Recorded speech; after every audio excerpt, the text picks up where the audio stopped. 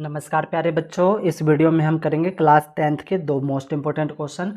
जिसमें से आपका पहला क्वेश्चन है, किसी एपी का 17वां पद उसके 10वें पद से 7 अधिक है। ठीक है बच्चों, जो 17वां पद है वो 10वें पद से 7 अधिक है।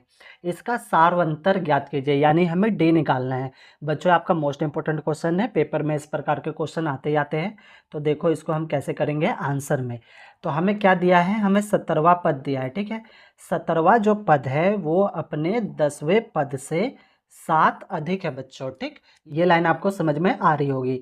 17वां पद यानी A17 उसके 10वें पद से 7 अधिक है। तो 10वें पद से 7 अधिक है यानी जमा में 7 आ जाएगा। अब A17 है तो 17 का जो पद का फॉर्मूला बनेगा वो क्या बनेगा, A प्लस में 16D बच्चों, है ना। ये सारी चीज़ें मैंने आपको एक्सरसाइज में बहुत अच्छे से सिखा दिया है।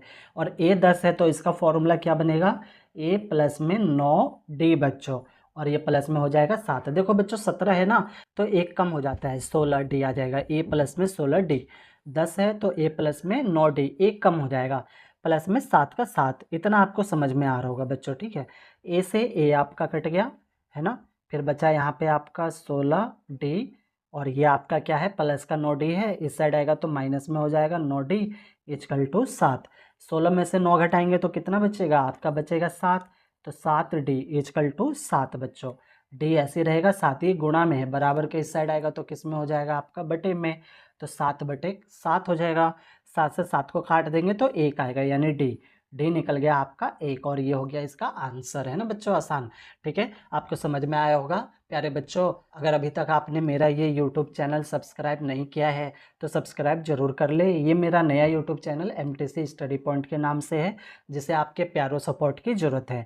तो ये तो किया हमने एक मोस्ट इंपॉर्टेंट क्वेश्चन। अब हम करेंगे दूसरा क्वेश्चन। दूसरा आपका मोस्ट इंपॉर्टेंट क्वेश्चन है बच्चों, यदि किसी एपी के तीसरे और 9वें पद 4 और -8 है।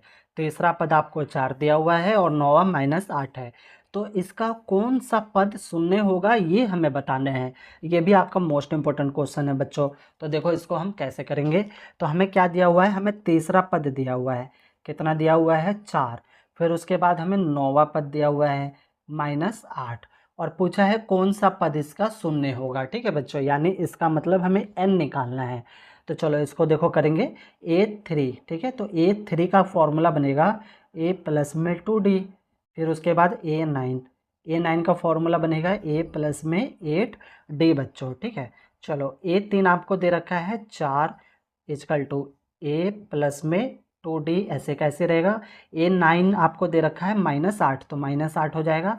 A प्लस में 8D बच्चों, हमें n निकालने के लिए ना हमारे पास D और A होना चाहिए।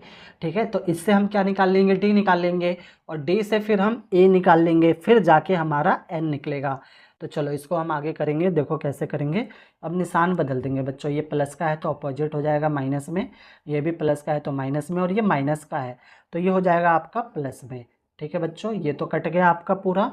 अब यहाँ पे माइनस प्लस, इस वाले निशान को देखेंगे, माइनस प्लस माइनस होता है, 8 में से 2 जाएगा तो क्या बचेगा, 6D निशान आएगा माइनस का, क्योंकि माइनस की संख्या बड़ी है। अब ये प्लस प्लस प्लस हो जाएगा, 8 और 4 कितने हो गए आपके, 12 बच्चों।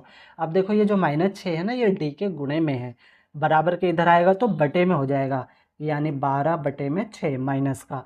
अब 6 से काट दो, 6 कम 6, 6 दूनी 12, यानी D निकल गया। D कितना निकला आपका, -2। उल्टा है, सीधा करके लिख लेंगे D -2, एक हटा देंगे नीचे से। अब D तो निकल गया हमारा, अब हमें क्या चाहिए, हमें A भी तो चाहिए। अब D का मान हम इन दोनों में से किसी एक में रख देंगे, इसे हम समीकरण 1 मान लेते हैं, इसे हम समीकरण 2 मान लेते हैं। तो D का मान हम क्या करेंगे, समीकरण 1 में रख देंगे। तो यहाँ पे हम लिखेंगे D का मान समीकरण 1 में रखने पर। ठीक है, तो D का मान समीकरण 1 में रखने पर, और आपका समीकरण 1 क्या है बच्चों, 4 इजकल टू A प्लस में 2D। अब इस पे हम रखेंगे D का मान, यानी 4 का 4 इजकल टू A प्लस में 2, और D कितना निकला आपका, -2, तो यहाँ पे रखेंगे -2। 4 का 4 equal to A plus minus minus हो जाएगा, 2 दूनी कितना हो जाएगा आपका, 4। अब देखो ये 4, ये माइनस का इस साइड आएगा तो किस में हो जाएगा आपका, प्लस में हो जाएगा, इजकल टू A। 4 और 4 कितने हो गए, 8, यानी ए कितना निकल गया आपका 8 निकल गया बच्चों। अब हमें क्या निकालना है, हमें तो n निकालना है। तो हमारे पास अब d भी है और a भी है, तो हम आसानी से n निकाल लेंगे। और n कैसे निकालते हैं मैंने आपको एक्सरसाइज में बताया था। इसके लिए फॉर्मूला होता है an equal to a plus में n माइनस में 1 और d बच्चों। चलो तो an क्या है आपका 0 है, हमें पद 0 निकालना है ना। अब उसके बाद a कितना है आपका 8 प्लस में n माइनस में 1 और d क्या है आपका माइनस में 2 है। इसे हम सॉल्व कर देंगे तो ये हो जाएगा आपका 8 हो जाएगा, फिर प्लस का प्लस, फिर उसके बाद देखो ये प्लस माइनस, ठीक है बच्चों, प्लस माइनस माइनस हो जाएगा यहाँ पे। तो ये हो जाएगा आपका -2 की गुणा n से करेंगे तो 2n। बच्चों ये जो 2 है ना -2, इसकी गुणा इन दोनों से करेंगे, ठीक है बच्चों। तो प्लस माइनस माइनस हो गया, 2 की गुणा n से करा 2n, माइनस माइनस आपका हो जाएगा प्लस, फिर 2 की गुणा 1 से करेंगे तो 2 एकम 2। अब देखो ये 8 और 2 कितने हो जाएंगे 10, 10 माइनस में 2n। अब ये 10 प्लस का है, बराबर के इस साइड आएगा तो माइनस में हो जाएगा ये 2n।